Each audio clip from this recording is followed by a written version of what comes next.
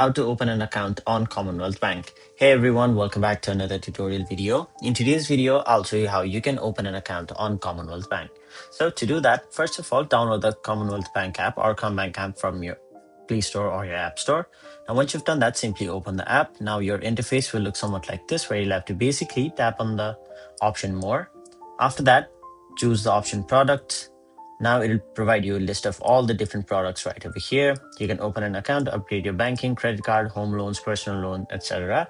So since we're here to open an account, we'll tap on the first option.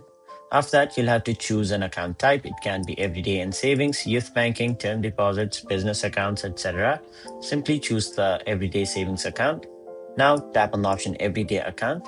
After that, it'll provide you details about the account. So since we choose everyday account, it'll give details about that particular account, such as no monthly account keeping fees, easy way to online banking, etc. Tap on the option Get Started. After that, you'll have to enter your details, such as your full name, your date of birth, email address, and your mobile number.